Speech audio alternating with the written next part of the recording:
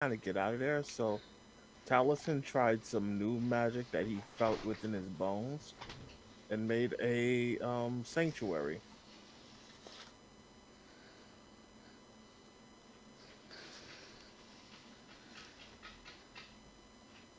Broad strokes. Yeah. Um, yeah, no, that's the long and short of it. We killed the thing. The place started shaking. Gnome was like, "Yeah, we're not gonna die," and then he passed out.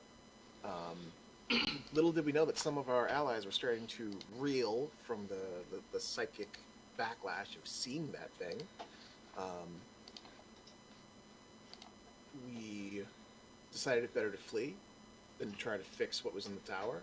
At least Alistair was like, "This is a bad idea. We shouldn't stick around," and convinced that maybe the better idea is to run and let this thing run its course.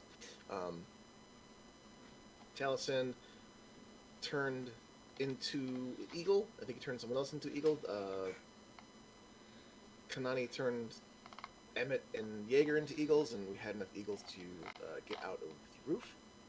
Flew for a little bit, landed far enough away to see a white light shoot out from the top of the tower like an explosion, but magic. Um, we collected our bearings, discovered from Taro that the communications blockade was lessened. Got messages back to, I think it was, who did we contact? Was it Elaine? I think it was Elaine. Yeah, we contacted Elaine via the pen, via. I know he sent sending to somebody. He sent sending to Gunslinger Winters at the Black Tower. Yes. Was he not the most unflappable? He was the most unflappable in Say's experience, and that's why he was chosen. That was he was choosing. I'm sure he does not regret that at all. Information is information. And indeed, Taliesin understood now that he had some kind of new ability, something in his bones, something drove him to make a sanctuary. He created an archway, walked through it, and there was like a grove beyond, designed in the shape of like an Alarani village, more or less. We caught our bearings inside and kind of one by one discovered what our issues were. Jaeger couldn't remember anything, couldn't remember us. Um, Jaeger was afflicted with memory loss. Klinkle was afflicted with muteness and could not speak. Um, I think Vera couldn't stop shaking. Say, I don't know what her deal is, but something's up with Say too. Um, I think those are all the ones afflicted. But Taro's also acting kind of weird too, so I think Taro might have something that he's not telling us. Or he's just that way. Or he's just trying so hard because he's such a dweeb. He's such a nerd.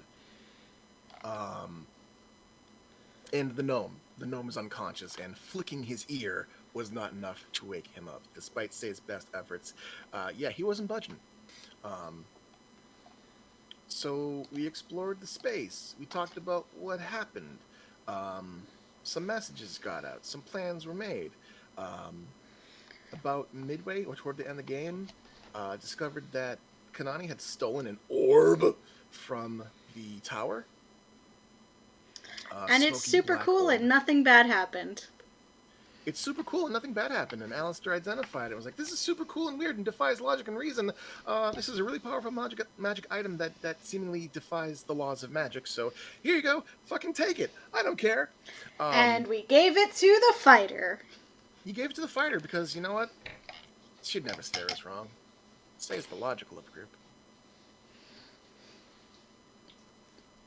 And I'm sure I'm missing some stuff, but that's what I remember from the game. All right. Does anyone have anything to add from the game itself? So as we were, the Eldritch Tower actually exploded while we were still flying away before we even took a land. Took to landing.